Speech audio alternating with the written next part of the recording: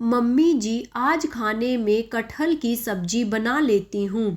आप जरा बाहर सब्जी वाले से ला दें।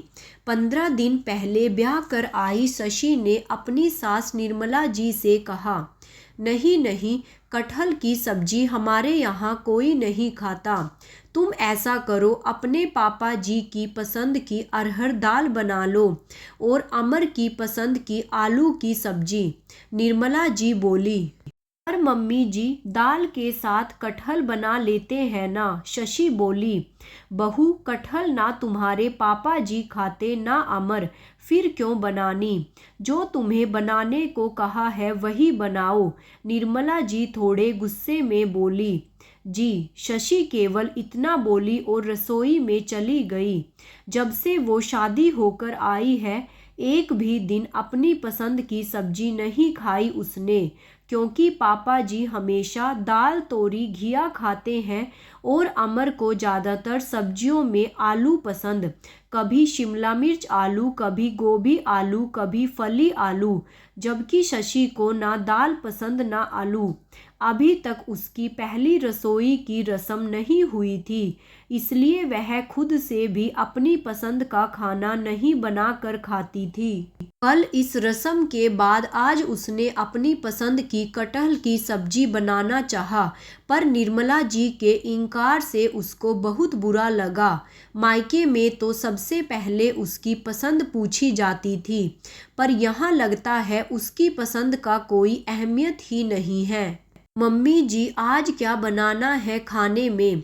अगले दिन उसने निर्मला जी से पूछा।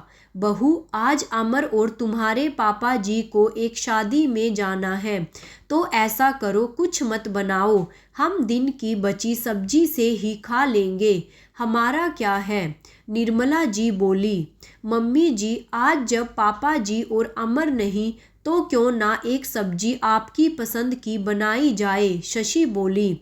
अरे नहीं नहीं, औरतें अपने लिए कहाँ कुछ बनाती हैं, जो पड़ा है वही खा लेंगे हम भी, निर्मला जी बोली। क्या मम्मी जी, औरतें इंसान नहीं होती या औरतों का मन नहीं होता, शशि हैरानी से बोली। ऐसा नहीं है, पर औरतें वही सब बनती हैं जो घर के मर्दों को पसंद होता है।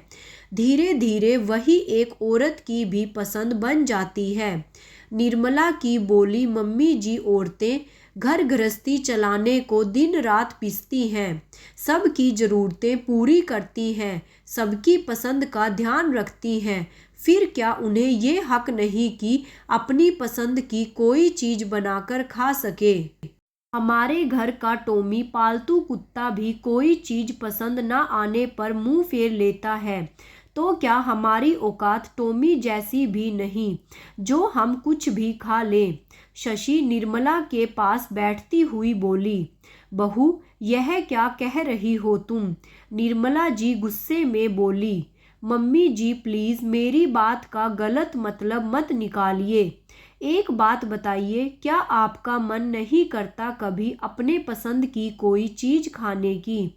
पति बेटे की पसंद का तो आप रोज खाती हैं। आप कह रही घर के आदमियों की पसंद ही औरतों की पसंद बन जाती है, तो सच्ची सच्ची बताइए, क्या आपकी अपनी कोई पसंद नहीं। अब शशि प्यार से सासू माँ का हाथ अपने हाथ में लेकर बोली। सच कहा बहू तुमने, तुम्हारे ससुर और पति की पसंद की चीज बनाते खाते हैं, मैं अपनी पसंद को तो भूल ही चुकी थी। जबकि मायके में जब तक अपनी पसंद की सब्जी ना हो, मैं खाना नहीं खाती थी। निर्मला जी थोड़ी देर कुछ सोच बहू के हाथ पर अपना दूसरा हाथ रखते हुए बोली। मम्मी जी, जब तक औरत बेटी होती है, अपनी पसंद का इतना ध्यान रखती है, फिर बहू बनते ही कैसे सब कुछ भूल जाती है। क्या आपको अपनी पसंद का खाना खाने का भी हक नहीं। क्यों हम औरतें सब की पसंद को अहमियत देते देते खुद को अहमियत देना भूल जाती हैं। शशि बोली। क्यों नहीं है हमारी अहमियत। अरे, हमें भी हक है अपनी पसंद का खाने का। हम सास बहू अपनी पसंद की सब्जी बनाएंगे भी, खाएंगे भी। तो ऐसा कर, जल्दी से प्याज टमाटर काट, मैं बाहर सब्जी की दुकान से तेरे लिए कटहल और अपने लिए अपनी पसंद की सीताफल लाती हूँ। बहुत साल हो गए खाए हुए भी।